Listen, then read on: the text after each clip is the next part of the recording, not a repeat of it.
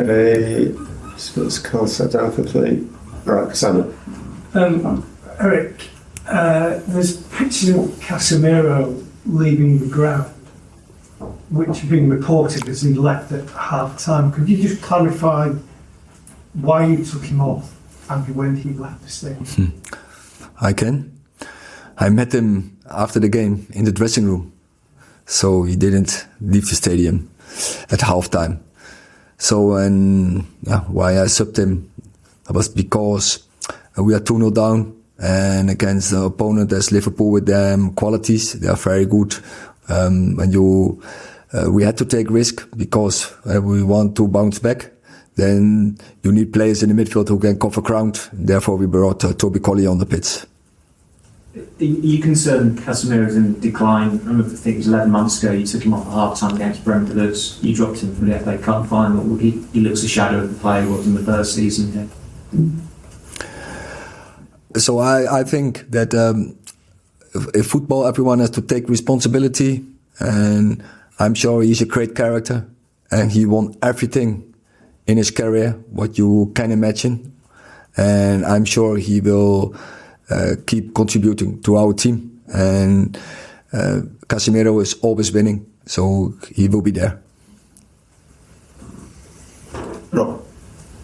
Is there any frustration at all that obviously you're into your third season now and we're still talking about missed chances, goals coming in quick succession, or chances coming in quick succession, defensive lapses, that after so long with these players that you're still having to answer the same question?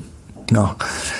So we will see. We just had third game in the season. Again, we have to build a new team. I explained this so many times also on the Friday in the press conference. We will build this new team. We have young players. Also, we have now players to build in the season. Today we had, I think, 3 players first start of the season. They didn't play 90 minutes. We will be fine. But it's clear we have to improve. But in the end of the season, I'm quite confident again. We will have a big chance to lift another trophy. Any more? Dave? I appreciate that Lance only came in on deadline day, but how much of a difference do you feel he will make when he eventually plays?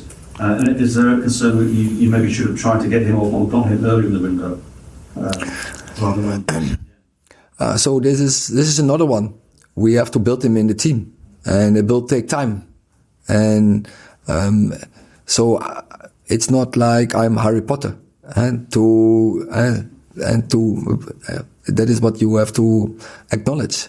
And if you see Manuel Ugarte, he didn't play so far in the season, not one match minute, and so he need to build his fitness state. And then we have to build him in the team, and then I'm sure he will contribute to our level, and he will be an important player. But that will take a couple of weeks, maybe even months, and that I think counts for more players. Also, for instance, Josh Zirkzee, he made big steps the last 3-4 weeks. I'm very pleased with his performance today, but I didn't expect this 4 weeks ago. Are there any positives you can take from today, Erik? What? Are there any positives you can take from today? I don't want to talk about positives today. And there are, but I don't want to talk about this. We have to take this defeat. It hurts. It hurts for us, especially for our fans. So we have to be humble. We have to give the compliments to Liverpool, and we have to move on. Ian. Hi, Erik. I appreciate what you say about players and players needing time to get in. That's undisputably true. The mistakes that your team made today are the mistakes that they've been making for 2 years. And what makes you confident that it's players that are the problem and not your coaching? So what do you mean? Tell me then. Explain me. Maybe you can explain me which mistakes we make regular. Well, constantly turning the ball over in your own half, playing the ball out from the back, getting mugged, chances come on the back of it, counter attacks when you're outnumbered, giving up endless chances in your own stadium against the team's biggest rivals. With the greatest respect to it, we've been seeing that for so long now. You are sure? Absolutely. I don't think otherwise you wouldn't win trophies as we did and to beat big opponents.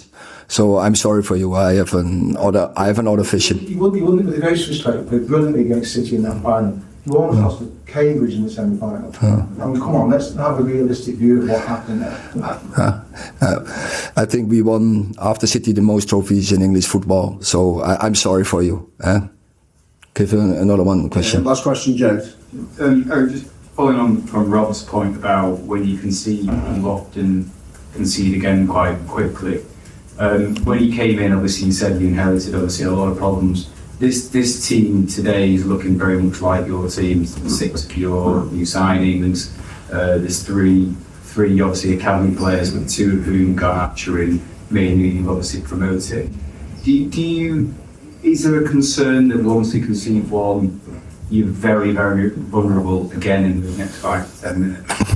Yeah, it's difficult to say because this is the 3rd game in the season, and we had Fulham with a clean sheet. Against Brighton, we bounced back. We didn't concede so quickly. We concede in stoppage time from a set play. So yeah, I can't see a pattern for this now in the season.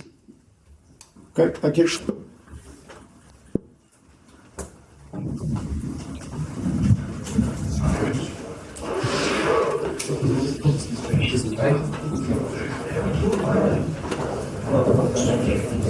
Thank you.